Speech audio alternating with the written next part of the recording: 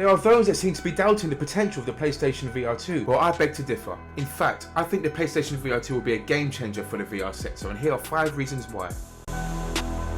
First point, you don't need a PC. Yeah, I know, you need a PlayStation 5 and it costs more money, blah blah blah. Getting a PlayStation 5 is not a bad thing, as it is a great console on its own, has a vast amount of really good games to play, irrespective of if you need it for the PlayStation VR 2 or not. Now that is over with, check this graph out. As you can see, there's a strong number of users who play console games, meaning there's an audience which can translate PS5 gaming into VR gaming. And this also applies to the 19% attached to PC games too. Without a decent gaming PC, a large portion of VR games, whether they could be accessed through the Quest or Pico or any other VR device, are not available to people who just use the Quest as a standalone device. So straight away, the PlayStation VR 2 can bridge this gap, as you don't need a PC to power the headset. It can be complicated, like what PC do you get? What components do you need? Is this PC VR ready?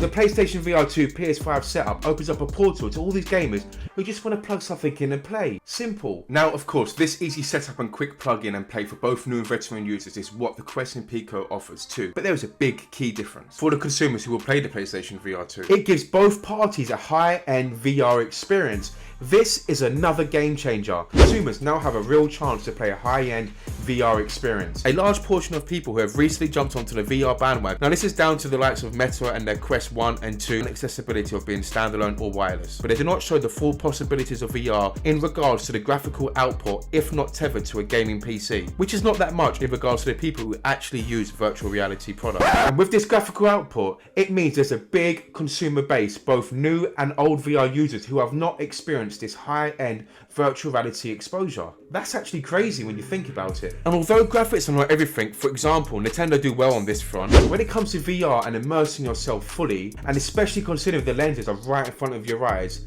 graphical output is important. So Sony having these powerful graphics is a brilliant USP that could bring a lot of VR users, which will only increase as word of mouth spreads when the PSVR 2 launches. Remember moving from PS1 to PS2 and PS3, the graphics were a big part of the next gen improvement, and we can see this now with the PS5. This hype, this wow factor is integral. It could put the PlayStation VR 2 on higher grounds compared to other VR headsets, which is the extra fire needed to spread throughout the whole PS community and VR community in general, attracting more users. And this is not even discussing the tech available on the PSVR 2. This is not no budget VR headset, this is real figure detection and eye tracking. It would give new and old users the chance to really step into a video game. There's no foreplay here, as you reload that shotgun and feel the haptic feedback on your controllers and through your headset, powered by that bad boy there. There we go. As they say, you don't know what you don't know. So these people trying the PlayStation VR 2 headset for the first time, it will open up their eyes. It will set alight the passion for VR. I don't care what anyone says. When it comes to the games and the allure of this, Sony has a much bigger pull compared to companies like Meta. They have been making games for years, and only till recently have Meta got involved with this for making farm animals on Facebook or whatever that was to virtual reality. You can disagree with me if you want in the comments. I mean, I'd like to hear your logic. The first thing I thought of when I heard of the PlayStation VR 2 was the AAA games available. Like, seriously. Sony has such a strong presence and commands a huge library of options of its own games, but also the hosts of other companies that would want to make these blockbuster games for the PSVR 2. And converting these amazing games from platforms like Steam, PC VR such as Asgard to the PlayStation VR 2 will make the PlayStation VR 2 sell like hotcakes. This is down to the things I mentioned previously, such as the power of the PlayStation 5 giving the devs the opportunity to create these real AAA games and bring established ones over like Half-Life. And I think that they would really want to do this because they know it has a much higher chance of selling on a Sony platform given the tech and the untapped VR consumer base sitting there with the PlayStation 5s. And I think Sony are actually clocking onto this already. Hence why it seems like Half-Life Alex will be coming to the PlayStation VR 2, which is an incredible blockbuster of a game. And we haven't even discussed multiplayer options yet.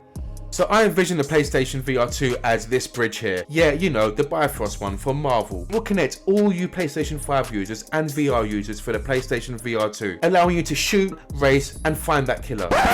No doubt, immersing yourself in single player games is incredible, but savaging someone online, it is a part of you that single player games just can't reach. Online competitiveness is real, and the PlayStation VR 2 offers the opportunity to join the PlayStation 5 consumer base and VR together. Now, of course, this is possible with online PC right now, and of course the Quest, but now we have this on one of the most popular mainstream consoles ever. Honestly, if online multiplayer games in VR take off and Sony bring out a game like Population 1 on the PlayStation VR 2, or COD at some point, or any VR competitive game, it can lift the PlayStation VR 2 to new heights. It could bring the whole VR industry together under Sony's umbrella, which is great for us consumers and great for VR in general. Devs will want to make more games for us. It is healthy competition. And speaking of competition, let's get into my final point. Healthy competition is the key to any kind of successful domain. And in this case, it could be integral for not just the PlayStation VR 2, but the whole VR industry in general. When the PSVR 2 takes off, other competitors will be eyeing this up and seeing the opportunity. They will have no choice to step up. For example, Xbox. Now, Meta did announce the Xbox Pass will be available on the Oculus, but I will not be surprised to see some deeper collaboration between these two powerhouses. Maybe they are working together to build something that is backwards compatible with the PC. But this is good. This is what we need for VR. It might kick Meta in the right direction. As these companies building these VR devices battle for the best games, which in turn pushes and drives the VR industry as a whole, which means we as consumers get the Race to Mars version, but with VR. This means companies investing in VR tech to improve the overall capability so we can dive deeper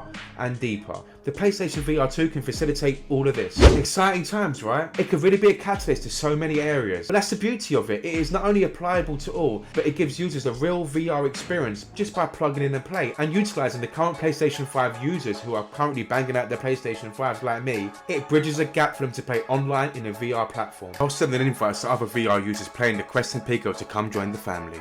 And this right there is why I think it could revamp the whole VR industry. So Sony have stepped in at the perfect time to deliver a virtual reality product which can truly show what VR is about. Don't know about you, but I'm ready to dive in. Thank you guys for listening. Hopefully that was interesting for you. Now, of course, I have taken an optimistic viewpoint, but I really do think the potential of the PlayStation VR 2 is big, and the reasons I've listed today are the reasons for this viewpoint. We're really interested to hear what you guys think in the comments below. If you got some value from this, you know what to do. Hit that like button. If you're new here, my name's Techlo, and I bring VR news on a weekly basis. So if that stuff is exciting, hit the subscribe button, and I'll see everyone next video. Take care.